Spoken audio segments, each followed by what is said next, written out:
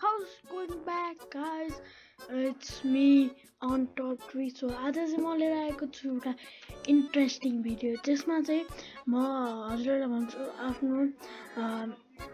एटर्नस सर्भरलाई कसरी 24/7 बनाउने सो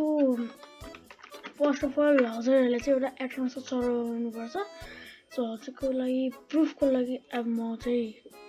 एउटा नयाँ सर्भर खोल्छु हैन ओके नो सो यसो गरौँ मसँग यो सर्भर छ नि यसलाई वेट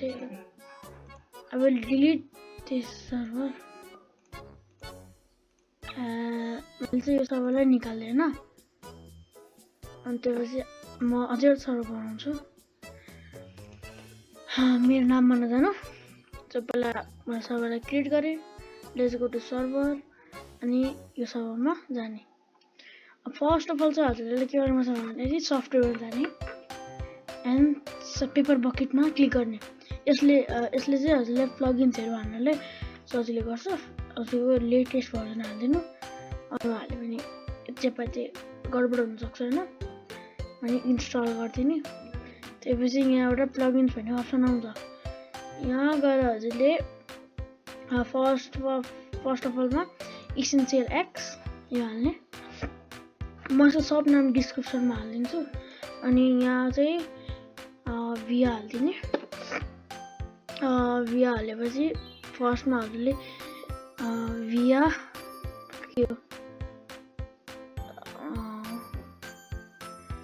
फर्स्टमा भिया रिफाइन डाउनलोड गर्ने भिया रिफाइन यो वाला हैन यो सेटिङमा अलि घुमिरहने जब यो टिक गर्छ अब भयो यो भयो अनि भिया ब्याकवर्ड्स यहाँ क्लिक गर्ने अनि त्यसपछि फेरि यो पनि टेक हुन्छ अनि त्यसपछि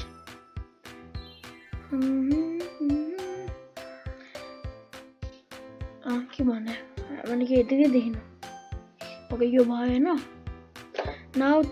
लास्टमा चाहिँ हजुरलाई भिया भर्जन डाउनलोड गर्ने यसले चाहिँ पुरानो सर्भरहरूलाई जोइन गर्न दिन्छ क्या allow new clients to connect to older servers के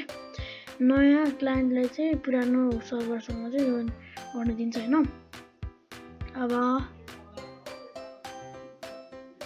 यो पनि खोल्छ वेट योले चाहिँ हजुरलाई लाइफस्टाइल चाहिन्छ नि लाइफस्टाइल गर्नु हैन लाइफस्टाइल चाहिन्छ लाइफस्टाइल गर्नु सिट मोड बस्न मिल्छ सिट मोडमा म चाहिँ केही हालेन अहिलेको लागि सो चाहिँ अब हजुरलाई एउटा एप चाहिन्छ मेरो यहाँ हिस्ट्रीमा छ कहाँ गयो यो सरी यो हैन सरी गाइज हिस्ट्रीमा गएर कुन पो थियो यार यो 16 बस वाला यो छ नि यसलाई चाहिँ के गर्ने भन्दाखेरि फर्स्टमा सर्भरलाई स्टार्ट गर्नुस् अनि जस्तो मैले यो सर्भर स्टार्ट गर्नु because it will take a long time so म यो पुरानो सर्भर हो नि त मैले यसलाई स्टार्ट गरेँ हैन अनि यहाँ यो मेरो अलरेडी के गर्ने भन्दाखेरि